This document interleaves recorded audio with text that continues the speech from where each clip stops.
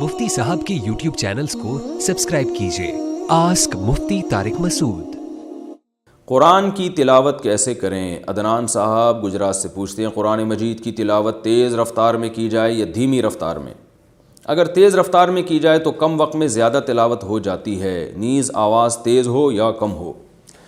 अदनान भाई, ख़वातीन अगर तिलावत करें तो उनको तो धीमी आवाज़ से करनी चाहिए, ऊँची आवाज़ से नहीं करनी चाहिए। मर्द अगर तिलावत करे तो ऊँची आवाज़ से तिलावत करनी चाहिए, इतनी ऊँची ना हो कि लोग डिस्टर्ब होना शुरू हो जाएं, घर के अफराद परेशान हों। लेकिन इसकी बड़ी बरकत होती है। घर में जब ऊंची आवाज़ से तिलावत होती है तो हदीस से ये बात साबित है कि उससे शयातीन के असरात घर में ख़त्म होते हैं, फ़रिश्ते उस तिलावत को सुनते हैं, उससे बरकतें होती हैं। और वैसे भी हमें याद है हमारे वालिद साहब जब शाम को आया करते थे घर में ड्यूटी से, तो नहा धो के बैठ के तिलावत करते थे ऊँची आवाज़ से, तो घर में एक बड़ी बरकत सी महसूस होती थी। उनके इंतकाल के बाद वो तिलावत की आवाज़ हमें नहीं आती थी, एक कमी महसूस होती थी। तो घर का सरबराह घर में बैठ के अगर ऊंची आवाज़ से तिलावत करे तो इसकी और ही अलग बरकत होती है। लेकिन इसमें ये बात बहरहाल ज़रूरी है कि घर के अफराद को तकलीफ़ ना हो।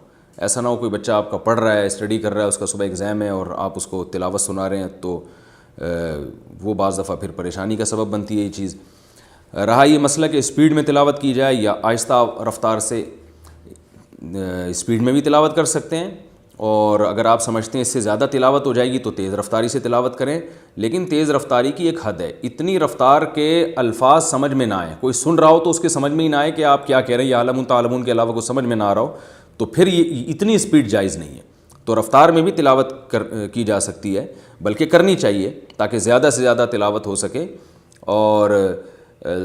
और उस रफ़्तार में तजवीद के क़वाइद का ख्याल करना चाहिए। हाँ, अगर समझ के कुरान पढ़ रहे हैं, आपको अरबी आती है माशाल्लाह, तो फिर इतनी स्पीड हो कि आपको ये पता भी चले कि आप यानी मफ़हूम की तरफ भी आपकी तवज्जो जाए। तो इतनी ज़्यादा स्पीड कर लेना कि मफ़हूम ही समझ में ना आ रहा हो आपके, तो भी गलत है। तो अगर कुरान समझ के पढ़ेंगे तो फिर इतनी रफ़्तार होनी चाहिए कि आपको एक एक आयत पे गौर करने का मौका मिले।